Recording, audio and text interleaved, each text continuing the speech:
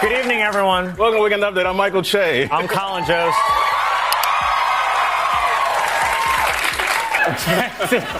Texas Senator John Cornyn has introduced legislation to rename a state highway Trump Interstate because for some reason people associate Trump with traffic across state lines.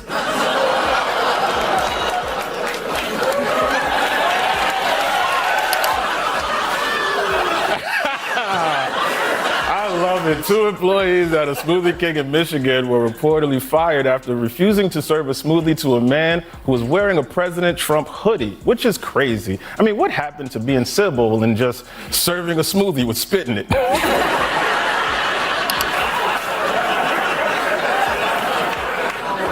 Honestly, I'm just still thinking about the dolls. What happened to you, man?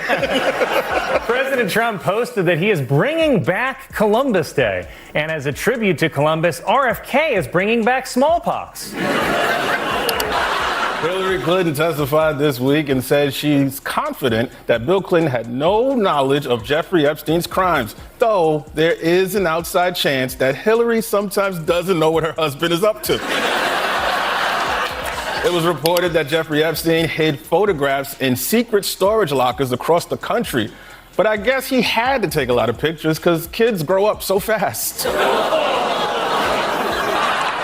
Yesterday, the Department of Justice released another batch of Epstein documents, which critics pointed out deliberately omitted references to Donald Trump in a totally non-suspicious way. And honestly, it's not fair. You know, Donald Trump was my favorite character in the Epstein files. It's like when House of Cards suddenly stopped starring Kevin Spacey, probably because he had booked a recurring role in the Epstein files. President Trump posted plans for his presidential library in Miami, which would be a massive golden skyscraper with a golden escalator and a golden statue of Trump, as predicted in the book of Revelations. President Trump attended the opening night of Chicago at the Kennedy Center, and I think that's cool that the president is going to the theater. I mean, what's the worst that could happen? Jeffrey Even I have limits. Jeffrey Epstein's alleged suicide note was released and contains the phrase, "What you want me to do, bust out crying?" which is apparently referencing a line from a Little Rascals movie. And I think this note is real because Little Rascals were Epstein's type. The Justice Department announced that it would not be able to release all of the Jeffrey Epstein files by yesterday's deadline. I guess they kept running out of black ink. Those files were so boring. The only interesting thing I saw was this picture of Bill Clinton hugged up on Melania. And then you'll like this. A statue has appeared on the National Mall that depicts President Trump and Jeffrey Epstein in the famous pose from Titanic. Because as they said on the Titanic, women and children first.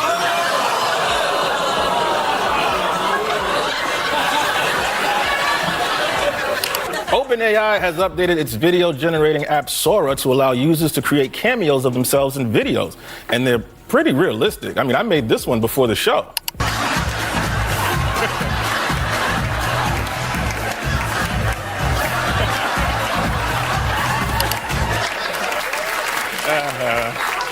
You suck. Really excited for that to just be out there. Officials in New Mexico are reopening investigations into the ranch that Jeffrey Epstein owned. And they should have known something was up when Epstein's ranch was all ponies. Really bumming them out there, Joseph. What is your algorithm? In an interview, President Trump said that he believed that the civil rights era led to white people being, quote, very badly treated. Yeah, especially in basketball. This week, Attorney General Pam Bondi was asked to redact herself from her job. President Trump reportedly fired Bondi over her handling of the Epstein files because the only person Trump has ever trusted to handle the Epstein situation is a prison guard with the cameras off.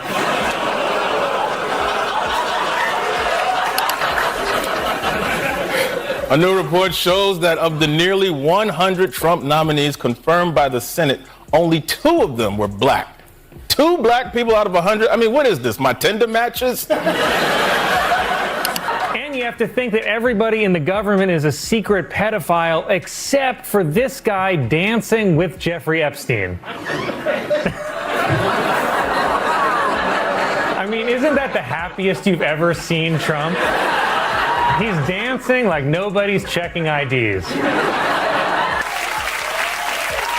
Also, I kind of understand. I mean, if I was Trump, I'd be mad too if someone took a Sharpie and drew all over my favorite memories.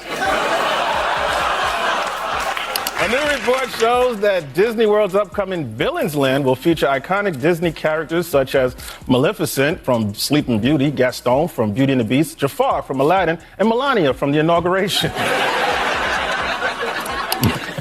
This week, a documentary about Melania Trump debuted in theaters. It's titled Wicked for Real.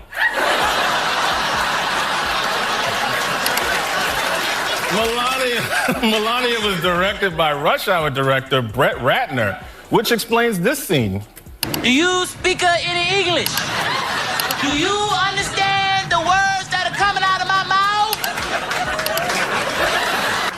First Lady Melania Trump has unveiled the theme of this year's White House Christmas decorations: jackhammers.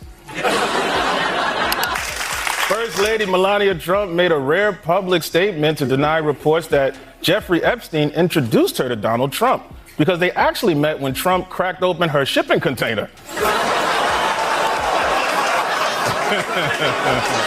Melania Trump is backing a bill that would protect people from deep fake revenge porn, which I have sadly been the victim of. King Charles visited the U.S. to mark the 250th anniversary of American independence from Britain and to seek the release of a British hostage being held by an American terrorist.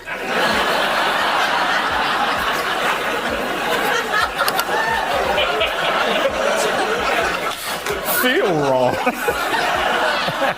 A new study finds that the average length of an erect penis in the country is 6.34 inches. Oh boy, that means I'm only 6 inches below average. Now I just have to figure out how to get erect. The Archdiocese of New York announced that it will set up a $300 million fund for victims of church sexual abuse. And yet I get nothing for keeping my mouth shut and taking it like a champ? The publisher of the beloved children's book, Franklin the Turtle, condemned Pete Hegseth for using the character in a post about drug boat attacks. Worse, if you zoom in, you'll see Franklin is shooting at Dora. I like that as a challenge for you. Michael B. Jordan won Best Actor for his role in the vampire movie Sinners. A black vampire is just like a white vampire, except the only thing it sucks dry is the welfare state.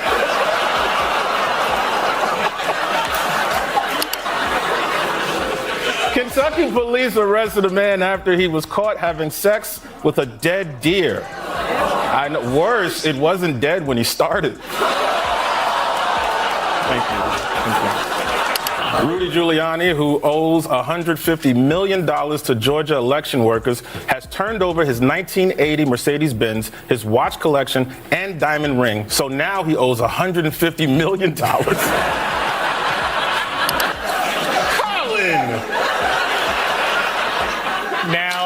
Now that was just a joke. I'm not a racist, and to prove it, I, Colin Jost, hereby pledge this season's salary to Dr. Umar School for Black Boys.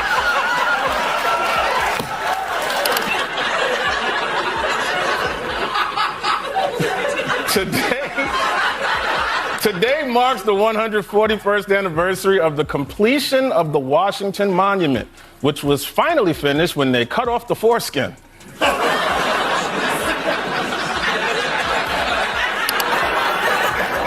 No. News newspapers dropped the cartoon strip effective immediately, and to rub it in, they're replacing Dilbert with Peanuts' Oops All Franklin. Dilbert creator Scott Adams' racist rant was in response to the results of a poll that asked respondents the question, is it okay to be white? Oh, I'd say it's more than just okay. I would have ended it at the Dr. Umar thing. A new study suggests that men are less likely to suffer from erectile dysfunction if they drink grape juice, which explains why my boyfriend is always rock hard.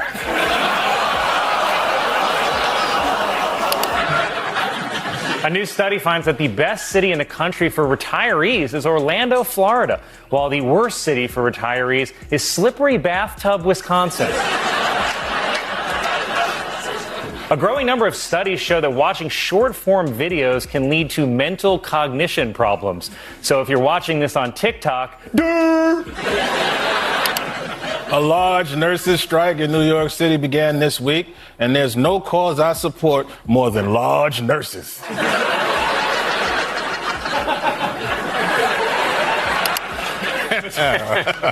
Mattel is launching its first ever Barbie with autism spectrum disorder. But keep in mind, the Barbie was diagnosed with autism by R.F. Ken Jr. Just off the top of my head. Yeah, sure. The House Oversight Committee announced that next month it will depose Ghislaine Maxwell as part of its Jeffrey Epstein investigation. In the meantime, they've turned off the cameras to give her privacy to play with her new chair and long rope.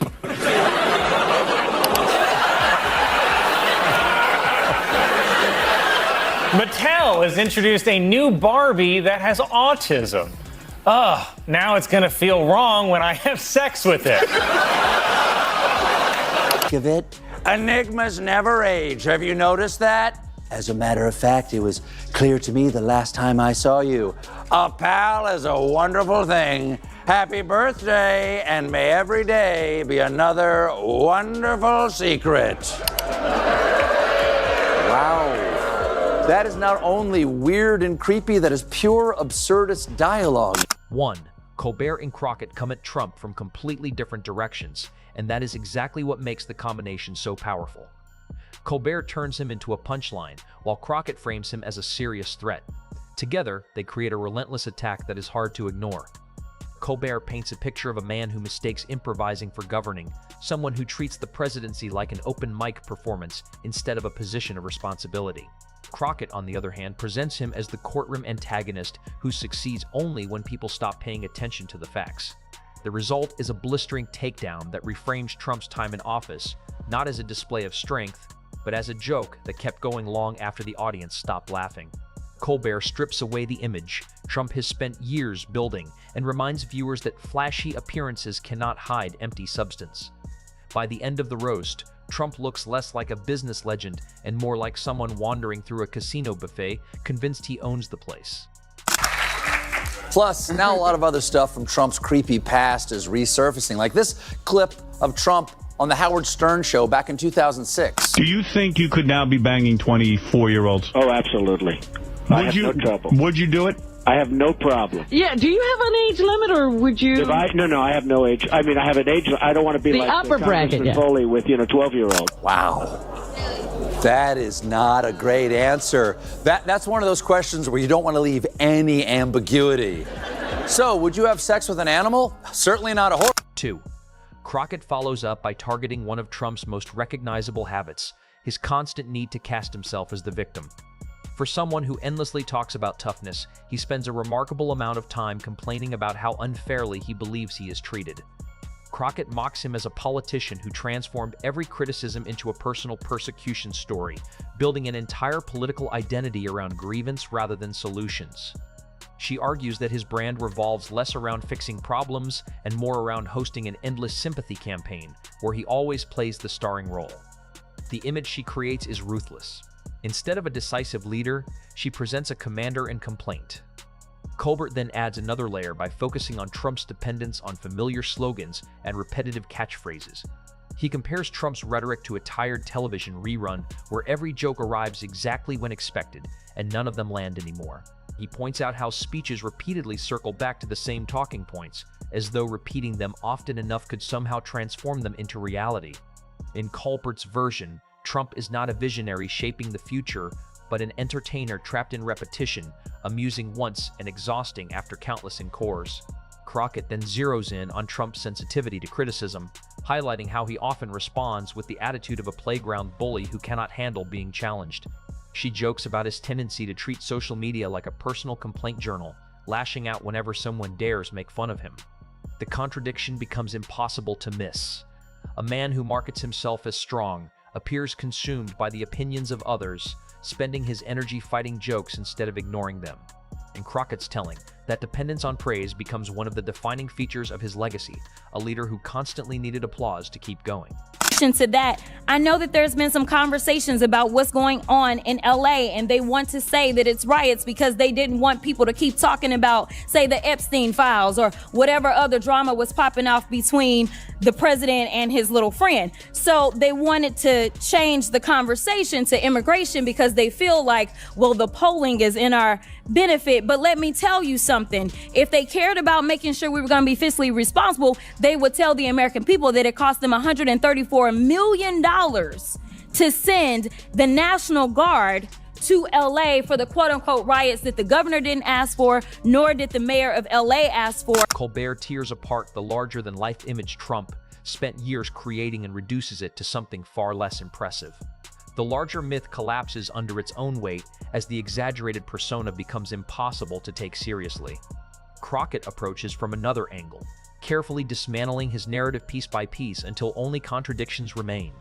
What is left behind is not a respected statesman, but a performer obsessed with attention, constantly searching for validation and unwilling to examine his own flaws. The reason the roast sticks with people is that it captures every element that defined Trump's presidency. The disorder, the spectacle, the sensitivity, and the endless hunger for the spotlight all come together in one picture. As humor and outrage blend together, the final impression becomes clear. Instead of being remembered as the powerful leader he claims to be, Trump emerges as a reality television figure trapped in an endless replay, a fragile personality wrapped in luxury, and a warning about what can happen when volume and attention are mistaken for leadership. Even MAGA is demanding answers. 11 congressional Republicans have said they will join Democrats to vote to release the Epstein files. That would be a majority of Congress. So, in response, today, Speaker Mike Johnson shut down the House until September to block a vote on the Epstein files. It's a common parliamentary maneuver known as You cannot blame Trump and his allies for being scared here, because the more we know about Trump's relationship with Epstein, the more we wish we didn't. What makes Colbert's approach especially effective is that he never allows the absurd moments surrounding Trump to fade into the background. He revisits the atmosphere of Trump's rallies and describes them as a strange mix of concert, group therapy session, and public spectacle. Colbert pokes fun at the way Trump repeats the same stories, delivers the same insults, and pauses at the same moments, while audiences react as though they are hearing it all for the first time. He argues that this cycle is not evidence of inspiration, but evidence of repetition, with supporters cheering familiar slogans because they have become comfortable rituals rather than fresh ideas. Crockett takes that observation and focuses on the consequences. Her sharp criticism suggests that Trump does not create unity as much as dependency, cultivating a following that rewards him not for accomplishments but for constantly demanding recognition and praise. And in this story is that soon we may be able to see Trump's name in those files for ourselves, because last night, in defiance of the president, with a Republican majority, the House Oversight Committee voted to subpoena all documents related to the Jeffrey Epstein case in a vote of 8-2, as in... Colbert then shifts attention to Trump's fixation on numbers, whether it is crowd sizes, television ratings, poll results, or any statistic that reflects public approval. He laughs at the idea of a president measuring success the same way an aspiring internet celebrity tracks popularity online. Colbert paints a vivid image of Trump staring at his phone, obsessively refreshing polls like a gambler watching a slot machine, hoping for a result that validates him. It creates a striking portrait of someone whose sense of worth appears tied to real-time approval from strangers. Crockett keeps the pressure on by challenging Trump's habit of reshaping reality whenever it becomes inconvenient. Her strongest point is simple and direct. Reality eventually catches up. No matter how often facts are denied or rewritten, they remain what they are. In her view, Trump's legacy is not one of resilience or determination, but of denial repeated so often that it begins to resemble self-parody. Trump flew on Epstein's plane at least 7 times. Now, that doesn't mean he did anything illegal, but it's not a great look when you fly on the pedophile's plane enough times to earn diamond pervert status. Don't go in the lounge. Don't use the lounge. Some of his allies are actually defending those trips. Tennessee representative and cover star of Tell Your Mom I'm Doing Great magazine. Colbert takes that theme of denial and turns it into one of the night's strongest jokes. He pokes fun at Trump's remarkable ability to revise events almost instantly, as though rewriting history were a unique political talent. He laughs at interviews where nearly every answer somehow circles back to self-congratulation, where every success belongs to Trump and every setback belongs to someone else. The result is a devastating image of a man so uncomfortable with accountability that even his failures are rewritten into stories where he emerges victorious. Crockett follows by putting the spotlight on what she sees as a major contradiction. She questions how someone who claims to champion ordinary workers can simultaneously live in extreme luxury while criticizing elites. She points to the contrast between the anti-establishment image and the extravagant lifestyle, arguing that the gap is impossible to ignore. Her conclusion is harsh and direct. Trump does not simply channel public frustration. He packages it, markets it, and turns it into a product that strengthens his own position. About how he broke off the relationship with Jeffrey Epstein a long time ago. But according to Epstein's brother, Mark Epstein, Jeffrey said he stopped hanging out with Trump when he realized Trump was a crook. Wow! That's extraordinary. Amazing. Jeffrey Epstein breaking it off with you because you're a crook. It's like walking into an intervention organized by Rudy Giuliani. Colbert embraces that idea and expands it further, portraying Trump less as a president and more as a master showman constantly promoting the next attraction. He jokes about the endless promises that always seem just around the corner but never fully arrive. According to Colbert, Trump's greatest achievement is not policy but branding. He transformed resentment into a recognizable business model, outrage into a recurring service, and politics into a form of entertainment. The punchline lands hard. Instead of governing a nation, Trump appears to be running a promotional booth. Crockett closes with the precision of a prosecutor delivering final arguments. She presents Trump's presidency not as a success story, but as a warning. His focus on image, his attraction to chaos, and his resistance to accountability are framed not as strengths, but as weaknesses that repeatedly undermined him. Crockett does not merely argue that Trump was ineffective. She argues that he was fundamentally unsuited for leadership, a figure who confused performance with governing, applause with achievement, and attention with real influence. Her final point lands with force. History, she suggests, will not remember the spectacle nearly as much as the shortcomings hidden behind it. Together, Colbert's humor and Crockett's sharp analysis create a relentless portrait. Colbert strips away the image by highlighting the absurdity, while Crockett challenges the legitimacy by exposing the contradictions. The combined effect leaves little room for defense. The powerful figure Trump presents to the world is replaced by something very different, a punchline, a defendant in the court of public opinion, and a warning wrapped into one story. In the end, the most lasting humiliation is the contrast between the legacy Trump wanted and the one his critics describe. A man who sought to be remembered as a historic leader instead becomes, in their telling, a performer who confused applause for accomplishment, grievance for leadership, and chaos for greatness.